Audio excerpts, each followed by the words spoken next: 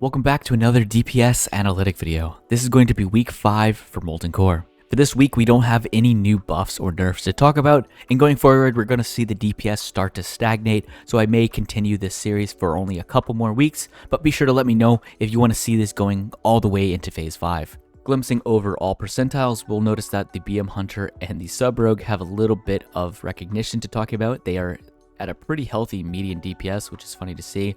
Of course, we only have less than 100 logs to look at, so not too much information to work with there. Let's go ahead and look at the max percentile. Still the Fury Warrior at the very top. The gap has been closed between the Fury Warrior and the Feral Druid now.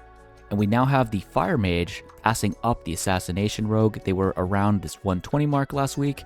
And same thing for the Ret Paladin. They were all the way down here where the Enhanced Shaman is, and now they moved up 3 positions, so that's pretty cool to see that as well. Moving on, we have the Affliction Lock, Combat Rogue, Frost Mage, Destruction Warlock, and then Shadow Priest, Melee Hunter, Balance Druid, and then your Elemental Shaman. Same as last week, but again, I would love to see some buffs to some of these classes down here. I'm sure that there's a good majority of people that play this inside of raids, and they would love to see their spec buffed up just a little bit to where they're doing somewhere in the median DPS and not doing tank damage. Moving on, let's look at 95 percentile. This is what you're going to see on average, assuming you have full world buffs, full debuffs, full consumes, all that good stuff, and you're playing your class optimally.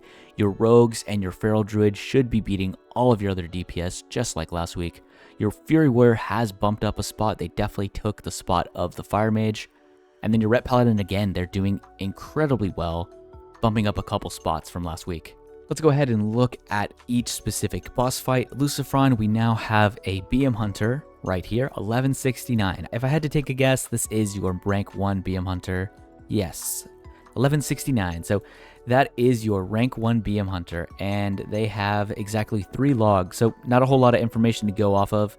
Maybe they are doing really, really well. Maybe they are doing average DPS, and they just happen to be the one hunter to pull this off.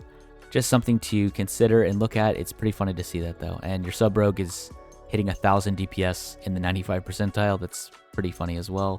Assassination Rogue still top DPS like last week, around 100 DPS from that second place spot.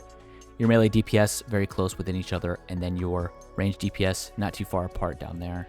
Magmadar, pretty much a similar story here.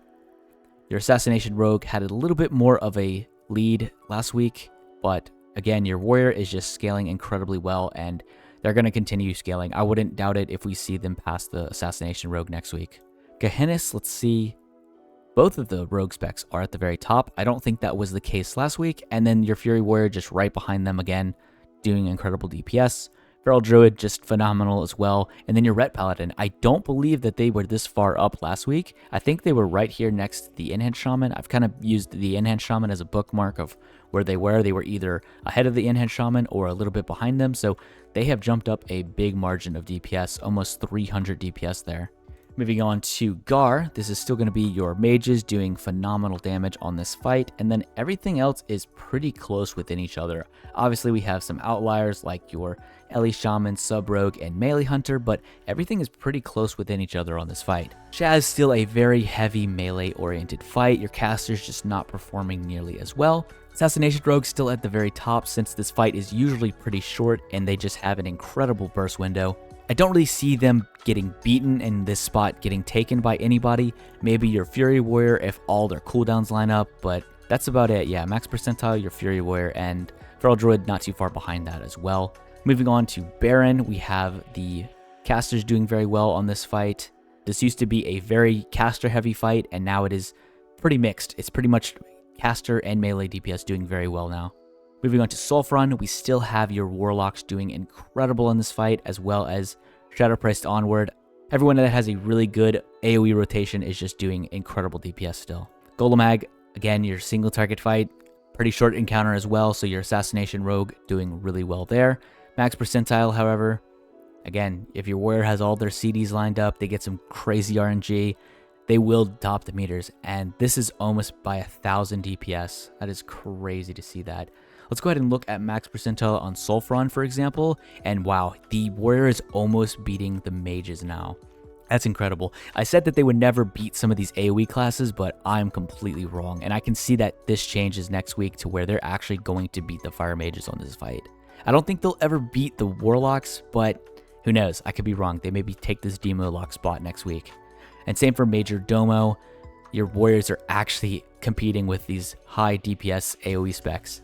That's crazy to see that. 95 percentile, however, they do fall a lot shorter on the scale of things, since, you know, this is one person pulling this off versus the 95 percentile having a much bigger pool of players to pull from. Ragnaros, again, your assassination rogue just seems to be topping the meters on every single fight for the most part. And then the Molten Core, wow, almost 200, 300 DPS difference here. That's insane to see.